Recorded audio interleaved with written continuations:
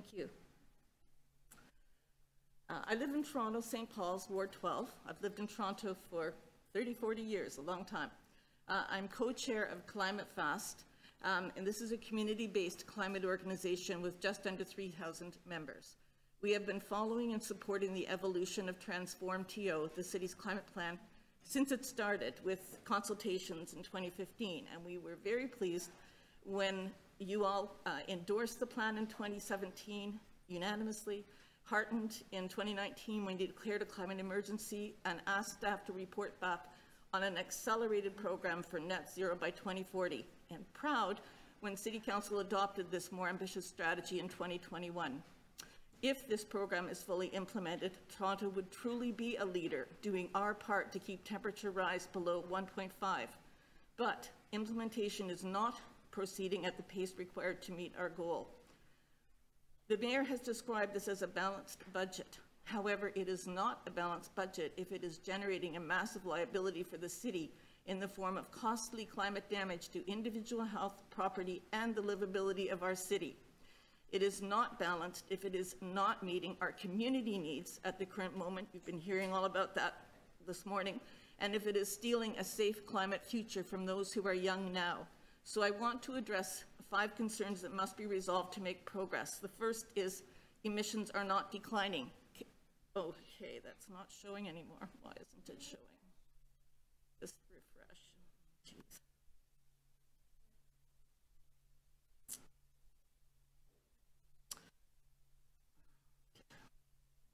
There we go.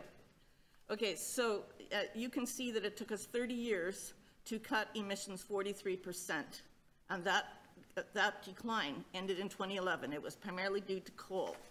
Okay, then you can see that we're projected to drop 20% in 5 years between 2025 and 2030, and 35% between 2030 and 2040 to get down to zero. The last emissions are the hardest. How realistic do you think this plan is? Look at where we are. We haven't done anything since 2011. There's a little dip for COVID. You know, it's just a fantasy. Okay, if you don't fund it, it is a fantasy. So we have to have new revenue tools. People, you've got to have new revenue tools, okay? You've got to do it. So there's the commercial parking levy, which could help fund transit. There's a vehicle registration tax that could help fund, you know, the kind of transportation we need, active transportation. There's many other options. And other cities have used a dedicated climate fund. It is your responsibility as their elected mayor and councillors to find the necessary revenue. It is you who are guiding this program. It's you who are telling us this is our plan. You got to fund it, okay?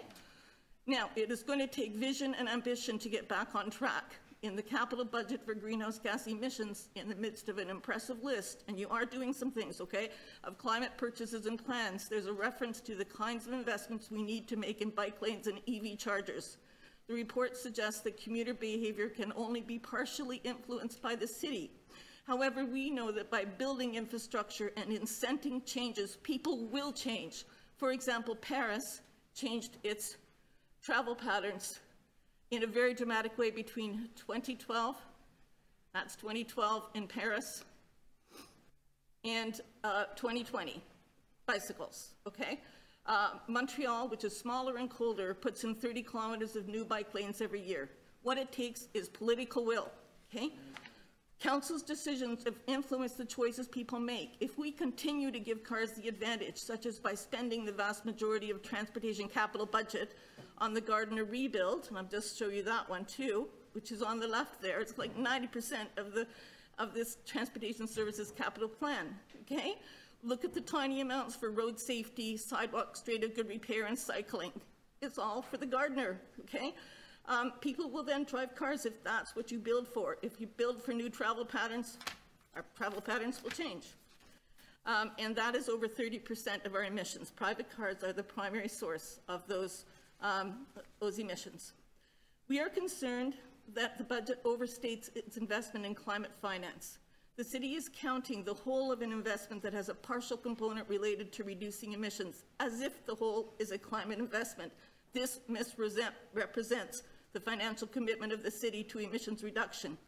And we need to have an easy tracking system to see how they're reducing. And as I showed you in the first slide, I'll go back to it, they're not really reducing. We'll have to wrap up, please. Okay, so the last bit is community engagement. We need much, much more of that and much more marketing. We have a climate advisory group. I'm on it. We're trying to help the city meet its budget targets. It has to be an honest assessment of where we are, and we have to bridge the gap between current investment and investment that's required. Thank you. Thank you. Questions? Councillor Sachs. Thank you, Lynn, and for all your hard work. Based on this budget, do you and your thousands of members believe Toronto's climate promises? No, it's just not there. It's the screen. We have to invest, we have to get more revenue for the city, and we can't count on everything coming from the province and feds. We have many options open to us, but we've got to say, it's okay to put commercial parking levy on. That's okay, we can use that money. We can help fund transit. All the people have said why that's important to them for social reasons, and it's important for environmental reasons too. So we're just not doing it. So tell us more about that. A parking levy, in addition to providing revenue essential for the TTC, how else would it help support our climate promises? Yes. Well, you know, it's not enough on its own. I'm going to say that. We need other revenue tools. So, for example, we could be putting a surcharge on mansions, okay, when they're sold, and land transfer tax could be greater for these high-value properties. Also, property tax could have a surcharge for high, expensive homes. Yes, we don't want to, you know, make it hard for ordinary people to pay their taxes, but there are people in the city who are wealthy, and you know, we need a way to bring some of that revenue in. Also, car drivers, we subsidize cars. There's no such thing as free parking. Every time we give free parking, it's being paid for by people who don't use cars. People who don't use cars, who walk and cycle and take the transit. So what are the consequences for Toronto's climate promises of letting the transit system state of good repair deteriorate so much? Okay, well, the state of good repair is dangerous to let it lapse, and the amounts are astounding people. If you look at page 37 on the chart, it says, we continue to prioritize state of good repair, and then underneath it says we're going to go from a $10 billion lack in state of good repair to a $19 billion lack in 10 years. That's how much we prioritize state of good repair. It's dangerous, and it causes breakdowns, so people are delayed on transit, and reliability is absolutely key for people relying on transit. What are the fastest, cheapest, most transformative things Toronto could do to actually achieve our climate promises? Yes, we have to do a huge amount in buildings, and that will create jobs. So retrofits to create jobs. Buildings are 60% of our emissions, and we're supposed to be retrofitting them all in the 17 years we have between now and 2040. And heat pumps would be a quick program to go in. So $2 billion for heat pumps over the next 4 years would give it a kickstart to actually reducing emissions, which, as I showed you, are not reducing right now. If we don't deliver our climate promises, who suffers the most, the rich or the vulnerable? The vulnerable suffer the most. And when we can see that we're going to be having these heat waves coming through our city, that is another whole program around adaptation to help people with that. But mitigation is preventing it getting that bad by doing our part of getting our emissions down. We need everything, the nature that was talked about earlier, we need all of that so people have a place to go when it's hot. It's so important for our health. Sorry, I'm getting off topic here, but it's all important that there's so much we need to do, and you all, I'm looking at you now, you are the people who can do this by getting us the money and putting it in to the plans we need, and they'll have co-benefits for communities, as we've talked about in transit, also jobs in retrofits. This is absolutely what we need to rebuild. It's our green future, our green economic future.